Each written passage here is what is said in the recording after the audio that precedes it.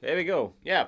Hello there, guys. Hi. Thank you very much for joining me. Very happy to have you here for this really simple but effective lesson. And this is just some open chord tricks that, most professional guitarists and stuff, they'll all know and use their playing. But this stuff might not be so obvious to guys that, are newer to guitar and, they hear the simple open chords being played, but they sound a lot better than what you hear when you play. So I'm going to try and shed some light on some of the stuff that you can do with your open chords to make them instantly sound better. So we're going to take a very simple chord progression today.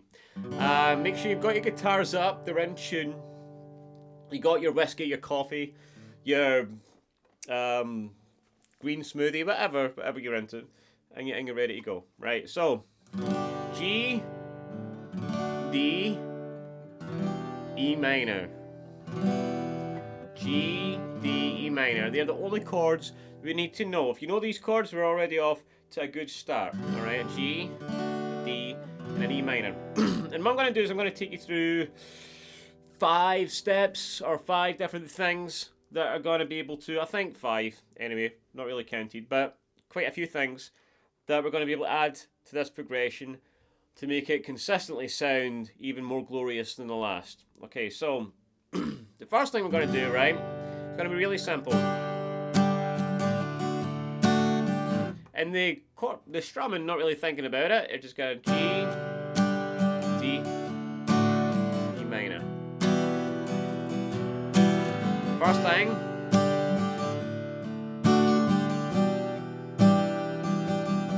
we've got an E minor 7. So, generally, all we need to do when we go into a G, then we get into the D, we've got to put our pinky on the high E, as we come into an E minor 7, and sometimes that sounds a little bit nicer than just to play an old D minor.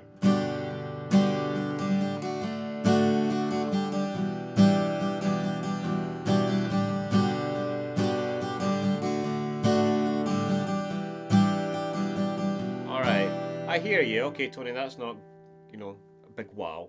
Okay. But we're going to do something else to change things up a little bit, right? Rather than just go right into a plain old D, alright, we're going to get the thumb over and do an F sharp bass. This really adds some colour. I love this chord. E.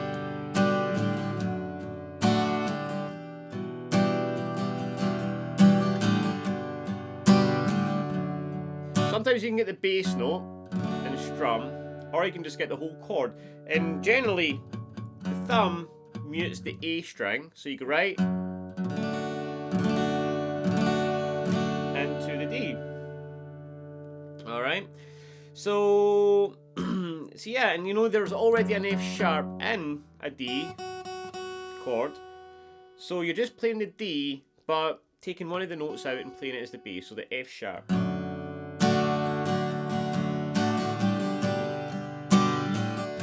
F sharp bass in E minor 7. Okay, so sounding a bit better, but it's still not blowing anybody's socks off here, right?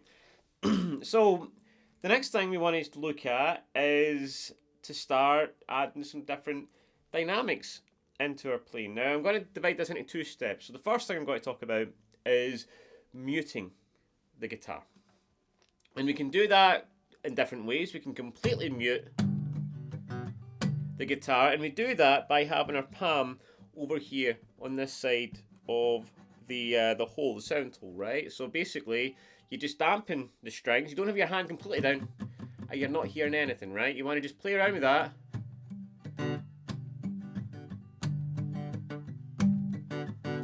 Until you just get that dampened sound. And this is really good, right, if you have 2 different parts of a song, right? You get a verse and a chorus, and you're just, you go from the chorus, and in the verse, I was walking down the street, and I seen someone with some really big feet looking at me, and I thought to myself, I like feet. Something like that, So yeah, and again, you just have your palm over here, palm muting. Nothing too complicated about it. You just need to get it right. Alright, now you can also do a little bit of palm muting and a little bit of not palm muting. So...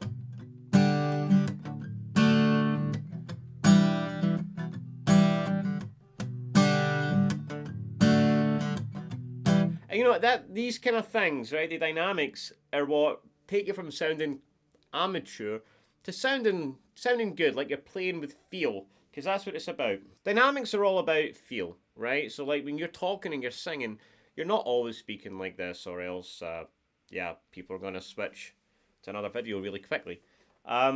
You want to talk with emotion, right? And that's different, and you want to approach the guitar in the same way. So you're not always...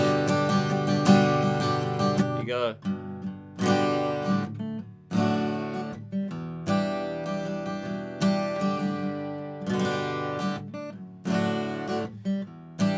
Right, and I'm not going to tell you, okay, I'll go a little bit harder in this strum, right? Sometimes you get all the strings, it's quite nice.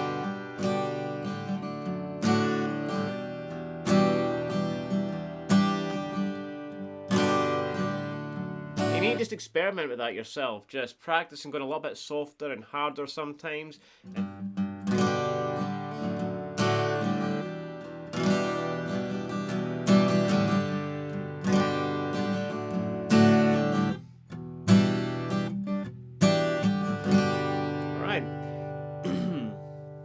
Okay, so once we add in dynamics, that's when things start to sound really cool. Now, to get things sounding really super duper cool, we need to start adding in some licks and fills, alright? So, to do that, we need to know the scale that we're using. So when we're playing in the key of G, alright, we've got on our doorstep the G major or G major pentatonic scale. So I can go 3, 0, 2, 0, 2, 0, 2, 0, 3, 0, 3, right?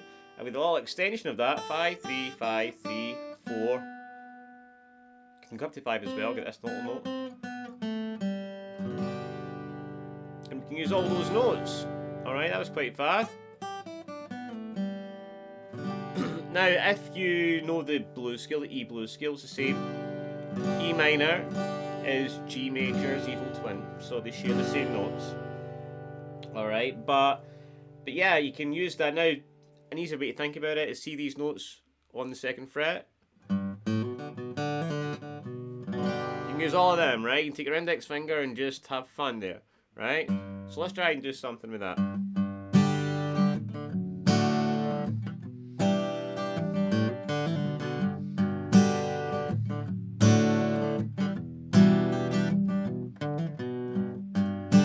Alright, it's things like that, like hammering on the D and pulling off, and then 2 in the A.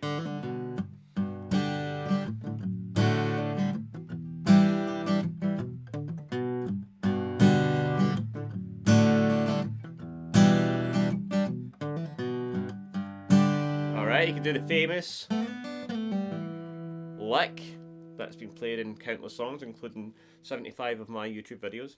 We use slide from 2 to 4 on the G, 3 in the B, back down, 42 in the G, or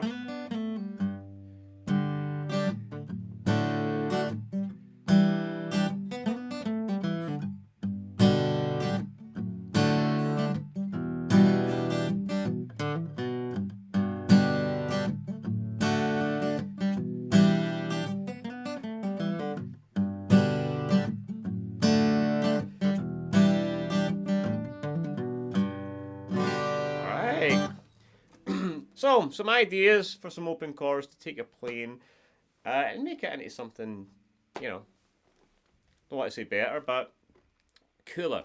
So guys, I hope you enjoyed that. A nice simple one, but take it easy. Thank you for joining me, and I'll see you in the next one.